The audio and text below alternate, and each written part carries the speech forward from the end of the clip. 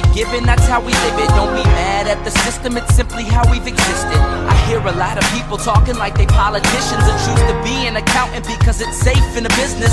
Not because they want to do it, just because they heard it pays. And who the fuck wants to be poor knowing that's how we've been raised? Society is getting heavy, I can feel the weight. The pressure of success is like 100 million pounds of shit. How you guys doing today? It's Anthony Gangi. Welcome to another episode of Tear Talk. Guys, we're going to keep the dialogue quick. I'm kind of responding to a request. We're going to touch on this once again, but it's dealing with a problematic inmate. It's a very important topic because we don't want to put ourselves in a situation that jeopardizes our safety and security. So you don't want to get personal with this inmate. We don't want to be led by our emotions here. I think it's going to be a great dialogue. I have Andy. Andy's on. Thank you, Andy, for coming on. Andy, do you mind introducing yourself to our audience? Absolutely. Thanks for having me again, Anthony. This is Andy Anbey-Brotz coming to you from Indiana. I'm a jail administrator over here. Glad to be on the show. Glad to talk about this topic. It's good stuff. Yeah, I'm very interested. This is a topic that I just wanted to do a quick response. I do have older videos on this, guy, so for a more detailed discussion, I think if you just look up officer dealing with problematic inmate Tear Talk, something will pop up. And guys, the book's available on Amazon. I got hundreds. But I'm excited that the book's doing very well. If you guys are interested, there's a link in the description to purchase the book. On Amazon, it's $20. If you do want an autographed copy, it's $25 because I have to get it mailed here and then I have to send it out. If you do want a autographed copy, just message me on YouTube and then I'll give you my email and then you could give me the information there and I'll give you the link to the PayPal account. If not, you can order it directly from Amazon. All right, guys, so we're going to go to our sponsor. And when we come back, we're going to discuss dealing with the problematic inmate. Stand by. I wanted to attend a university that had an intelligence program. I wanted to look at problems different. I wanted to increase my critical thinking abilities. AMU offered those avenues to expand. Obtaining your degree as an adult, you're actually paying yourself and investing in yourself. You can't put a dollar on it. It's priceless. It's something that can never be taken away from you. American Military University. Learn from the leader.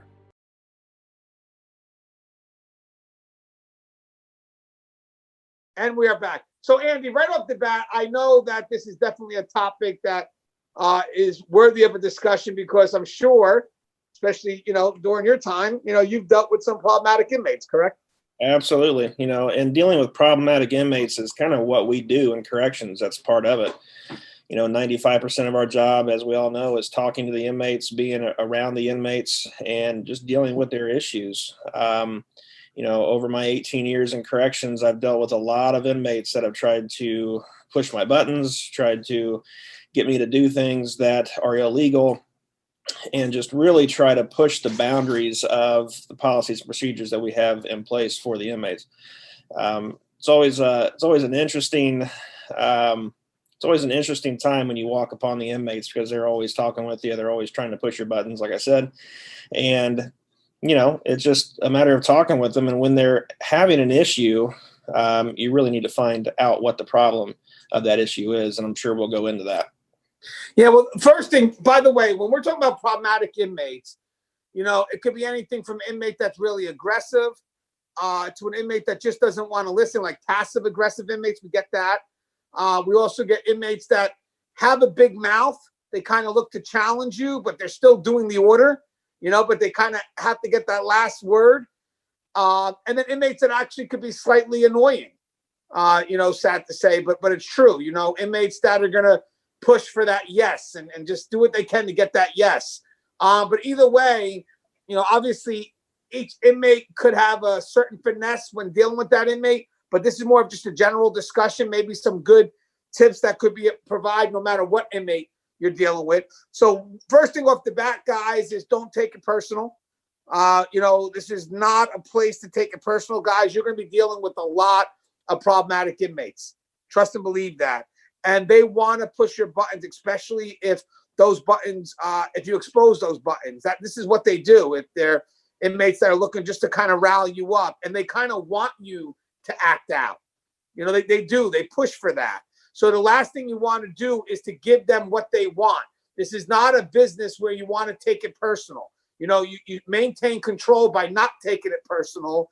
And then obviously, if need be, giving yourself that chance to breathe, if you're able to, and then keeping that composure, because, and I'm sure Andy's dealt with this too, inmates will push your buttons and they want you to explode. They're not afraid if you explode. I want people to know that. They're not afraid if you explode. They actually want you to explode, because believe it or not, that's where either you say something foolish or you do something foolish, and that's where the lawsuits start to come in. That's where your job starts to become in jeopardy, correct? Yeah, and especially for new hires that are just coming in off the street without any corrections experience at all, these inmates know that. They can see that. They know when the rookie's on the floor that is looking scared to death. I've been there, done that. When you're kind of handed over to the wolves, but you really have to stand your ground. You have to really be confident about yourself. Project that aura that's you're not intimidated by their actions, and that they're just people. I think that's important to understand and to keep in the back of your head, that inmates are people. They're just like us. They've made a bad decision and they're just wanting to get a reaction out of you. And I think keep your cool, keep calm, and just walk about and check on your safety and security measures like you're being trained to do. Yeah, I like you said, don't let them intimidate you either, because that's key. You could have some inmates that if they feel that you have this fear and they see it because you're frozen, because sometimes fear can motivate guys, believe it or not. But sometimes fear, if not controlled, it can make you hesitant and it can make you freeze. If they see that, their chest will puff out and they will try to intimidate. One of the other things I would definitely like to mention when it comes to dealing with a problematic inmate is knowing your environment, guys. You have to realize something. An inmate that's in your face in front of his homies or in front of her homies is not going to be the same inmate when you're dealing with them one-on-one. And sometimes we have some staff. Now, mind you, guys, this is about strategy. So if there's a chance to employ the strategy, employ it. If there's not a chance because safety and security or there's a threat, then obviously you have to do what you can to maintain that threat. But I want to talk about this real quick.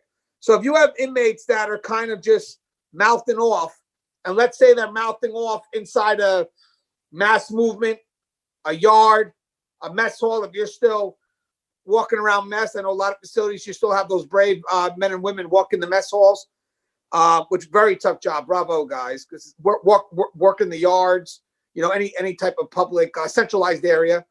Some inmates may mouth off, and then sometimes what you'll have is you'll have the officers going right to it, and they wind up putting themselves at risk, or the responding staff that could come if there's a code or whatnot.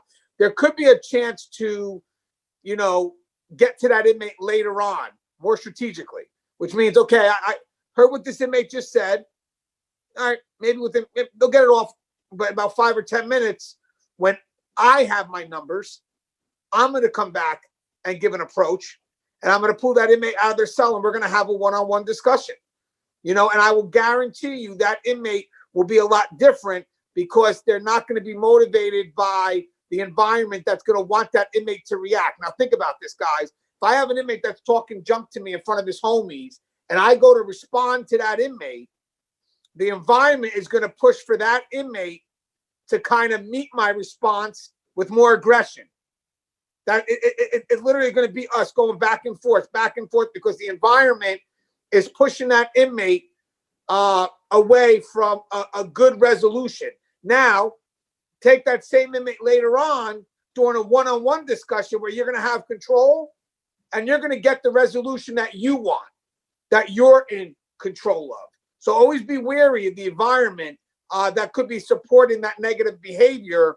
And maybe it's best that you, if you can, maintain control by seeing that inmate a little bit later, having that one-on-one discussion. But again, when I say one-on-one, you're going to have the backup that you need just in case something goes wrong. But what's your thoughts on that? You think dealing with an inmate one-on-one's a lot different than dealing with an inmate in front of their homies?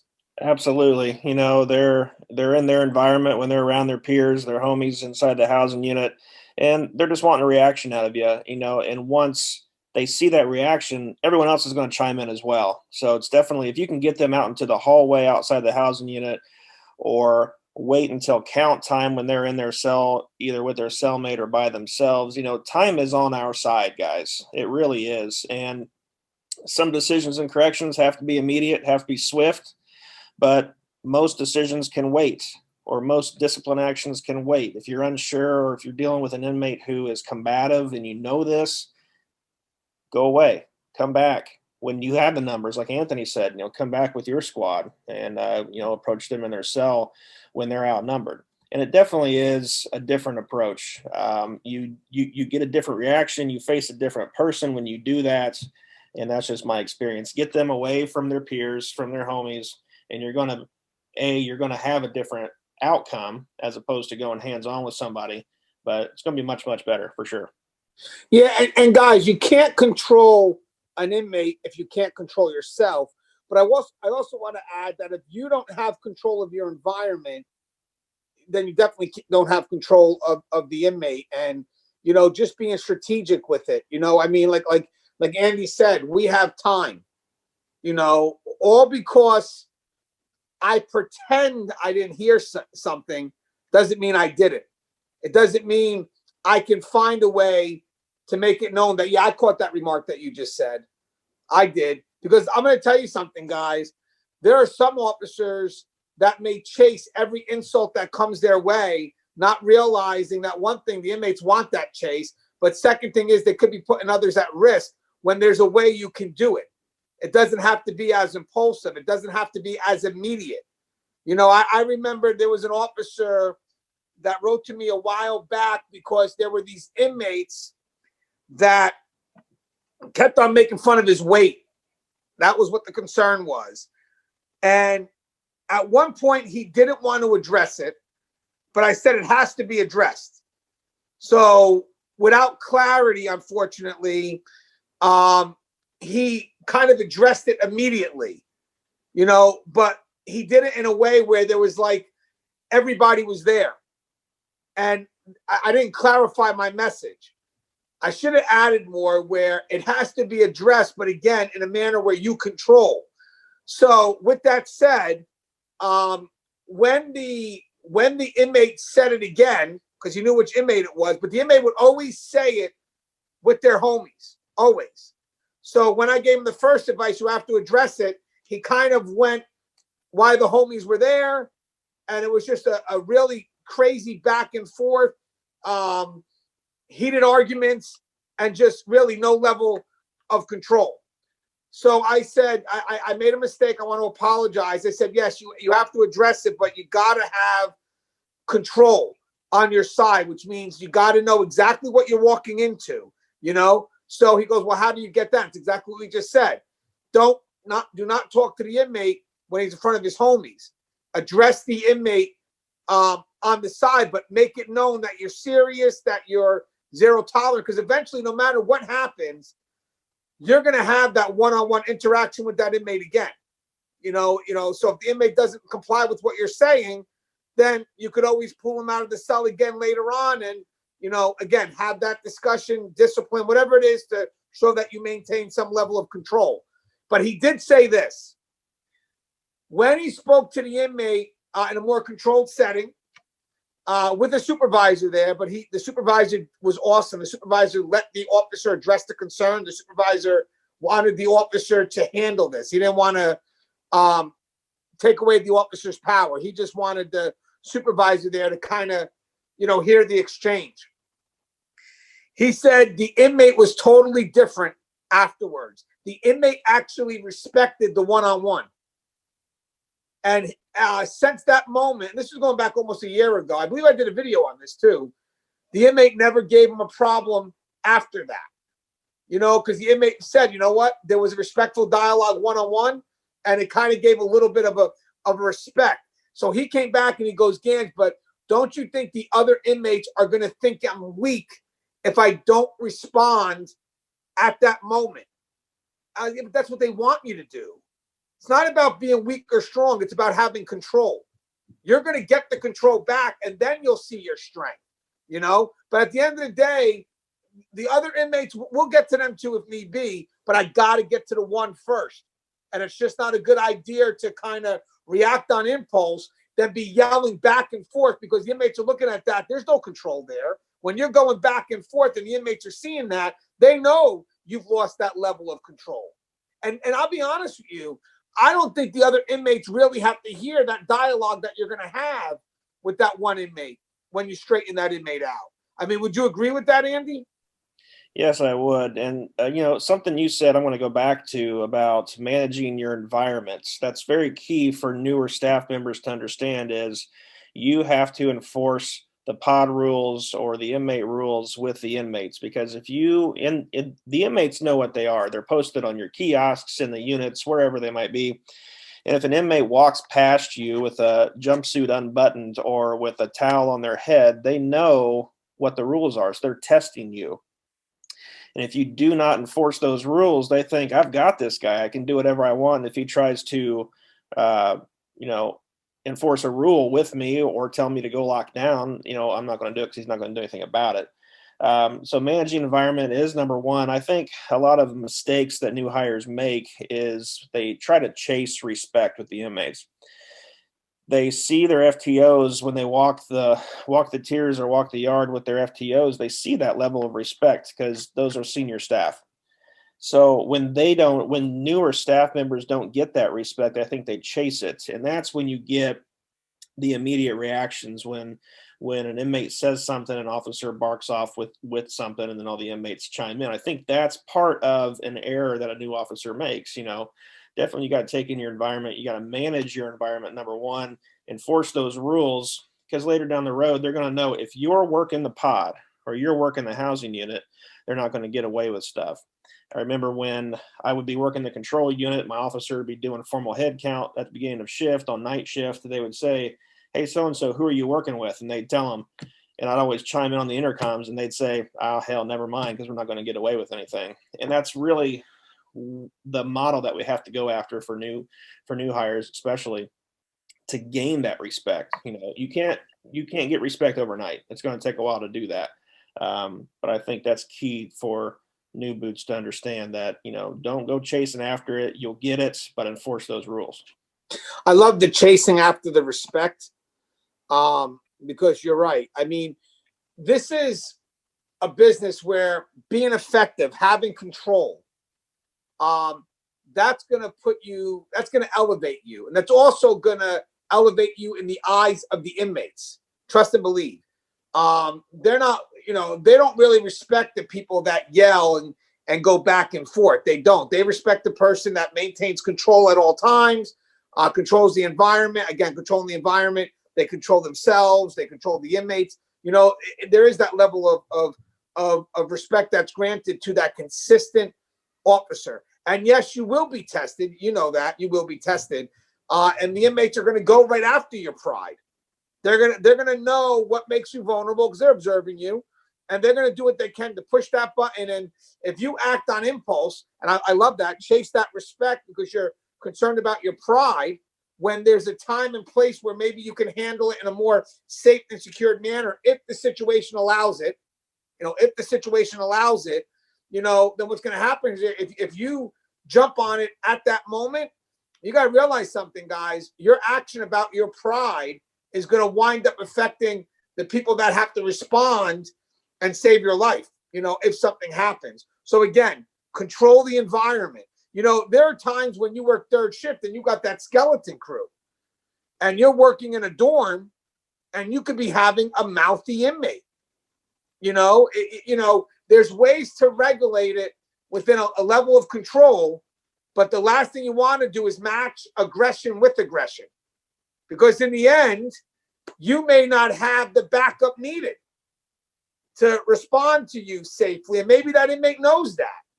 But hopefully, maybe in the morning, what you could do is you got that first shift officer and you can say, listen, third shift, we're kind of running tight. That inmate Smith, maybe some extra duty. He just was mouthing off to me yesterday, whatever it is. Maybe you can help me, make sure that we handle the situation. Now, again, I'm not telling you to back away. I'm not telling you to ever give away your level of authority. What I'm telling you is think about when you need to employ it. Think about when it's safe to employ it, because inmates are going to do whatever they can to challenge your perception of authority. And we don't realize that when we go to answer that challenge right back, especially if it's on impulse, we're giving them it. We're giving them it. We could be like Andy said, have that strategy, play chess, all the time's on our side. And then I'm going to tell you something. I will say this. With a well thought out plan, you come back a lot powerful than you would in that moment when it's impulsive and there's just a heated exchange that's really getting nowhere. No control of the environment, no control of yourself. You're not controlling that inmate. Hey, Andy, any thoughts you want to say in closing? I do. I want to actually touch on that topic just real quick. And I want to give two views to the same scenario when it comes to enforcing the rules. And I dealt with this a lot when I worked as a line officer back in the housing areas at 3 o'clock in the morning, when you have the disciplinary action or the admin SAG inmate out for recreation, and you tell them, hey, you've got 10 minutes left, on the phone, or you got 10 minutes left before you go lock down. And with 2 minutes left, they hop on the shower, or they get back on the phone. And staffing is key. You have to have your numbers with you when you go try to enforce the rules. So scenario number one, inmate gets in the shower, his recreation time's up. He says, F you, I'm not going up. You get 5 staff members with you and go in and you handle that inmate. You pull him out and you lock him down. You enforce the rule. Now, you're working a night shift that's short staffed. You only have probably one other officer that could respond if shit hit the fan. So you tell the inmate it's time to go lock down. They hop in the shower. Scenario number 2, you don't have the staff. Okay. So then you play chess on the back end for the next night, or the next time he comes out for recreation. You take 30 minutes off because he gained 30 minutes on you. So it's definitely strategy. You definitely got to be aware of how many numbers you have to go in and enforce those rules. And like I said at the beginning, time is on our side. That's all we have. And we're going home at the end of our shift, guys. Don't forget that. And these inmates have to stay in the jail. But, definitely keep in mind your surroundings and how many people you have with you. Right. I do like what you just said about having the proper staff will help you reinforce what needs to be done. But you also have to know what's available in the wings, and what's worth it and what's not. I had a concern one time a while ago about a bunch of inmates that were smoking in a dorm. Third shift, limited staff. You could run in and grab those cigarettes unplanned, and because you want to exercise that authority, or again, maybe just to with safety and security in mind, maybe this is something that could be addressed a little later, because I know who the inmates are, but they're not going to get it off because they're gonna be approached on. It's not like you're forgetting about it. It's like you're more strategic as how I want to, employ whatever it is I'm looking to do. And guys, that's the key here too, guys. If there's a chance, and I always say this, let me just say this. If there's a chance where you could plan a reaction, plan it, because the inmates expect the immediate.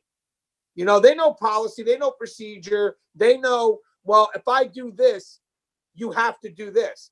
But sometimes we don't always have to immediately respond, and we should take advantage of those moments and really take a second and think about a strategy as to how we can approach so we're not as predictable.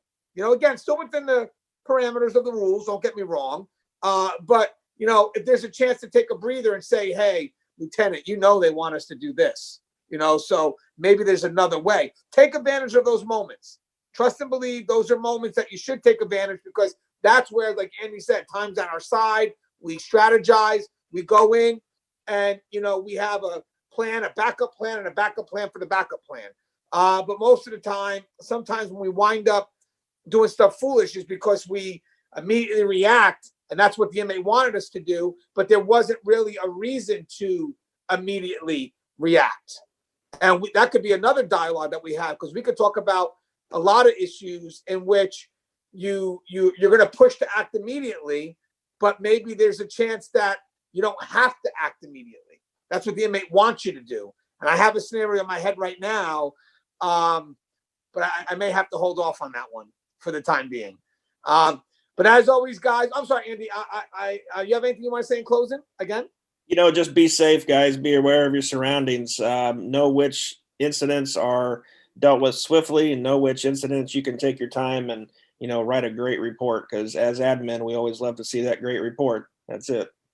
Yeah, I love it. And guys, as admin too, like Andy said, those reports matter. But the key is, we do look at those immediate responses and wondering, did the response have to be that immediate, or could things have been a little bit more strategic? And that's where I go to my front line, because my front line, if you give them a chance to speak, man, the ideas that they come up with, something I would never think of, but that's because they walk the walk, As always, guys, the show is Tear Talk. If you haven't, please subscribe, interact, engage, comment, hit that bell. Bell's going to notify you every time I post a video. The link to the book, Inmate Manipulation Decoded, is on in the description. You can find it on Amazon.